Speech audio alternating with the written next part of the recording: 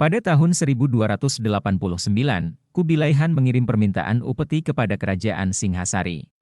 Namun permintaan tersebut ditolak oleh Kertanagara. Raja Singhasari dan utusan tersebut dipermalukan dengan dipotong telinganya. Kubilai Han murka mendengar laporan penolakan Kertanagara dan juga penghinaan pada utusannya.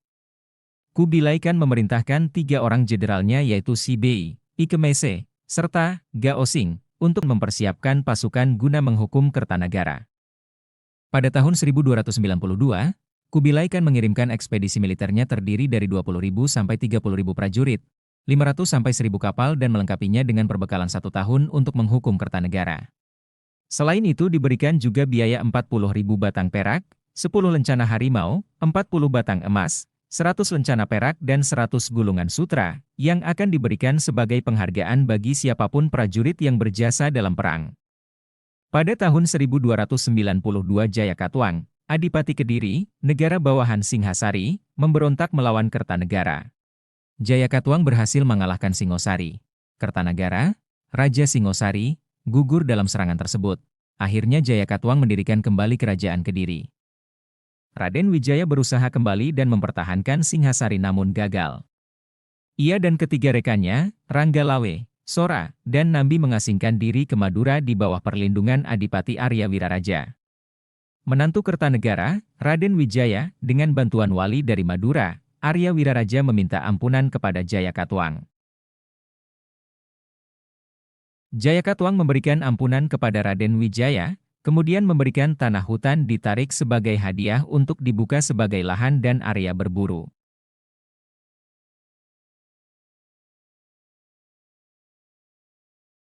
Raden Wijaya bersama ketiga pengikut setianya, yaitu Ranggalawe, Sora, dan Nambi, bermusyawarah untuk membuka hutan itu dan mendirikan sebuah desa di sana.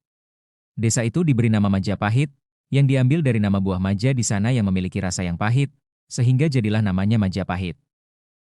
Di area yang tersembunyi dan terlindungi oleh benteng alami hutan dan pepohonan, Raden Wijaya melatih dan membentuk pasukan.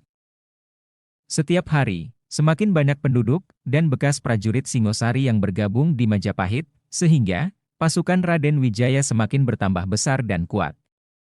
Pada tahun 1293, pasukan dinasti Yuan atau Mongol tiba di pantai Jawa. Ketika pasukan Yuan tiba di Jawa, Raden Wijaya mengirim seorang utusan dari Madura dan memberitahu mereka bahwa Kertanagara telah tewas dalam kudeta istana oleh Jayakatwang. Dan saat ini Jayakatwang menjadi penguasa di wilayah tersebut. Raden Wijaya berusaha bersekutu dengan pasukan Yuan untuk melawan Jayakatwang. Dia memberi pasukan Yuan peta daerah Kediri. Raden Wijaya bersiasat akan tunduk. Ia berjanji akan memberikan hadiah 2 orang putri Singosari sebagai tanda ketundukan kepada Kubilai Khan. Tentara Mongol tiba di Daha pada 26 April. Di sana, Pangeran Kediri mempertahankan kotanya dengan pasukannya. Pertempuran berlangsung dari pukul 6 hingga pukul 14. Setelah menyerang 3 kali, pasukan Kediri dapat dikalahkan dan melarikan diri. Sementara pasukan Mongol dan Kediri sedang bertempur, pasukan Majapahit menyerang kota dari arah lain dan dengan cepat mengalahkan penjaganya.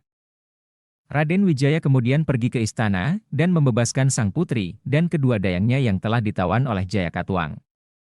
Setelah Jayakatwang dikalahkan oleh pasukan Mongol, Raden Wijaya meminta izin kembali ke Majapahit, berpura-pura hendak menyiapkan pembayaran upeti untuk Mongol, dan meninggalkan sekutu Mongolnya berpesta merayakan kemenangan mereka.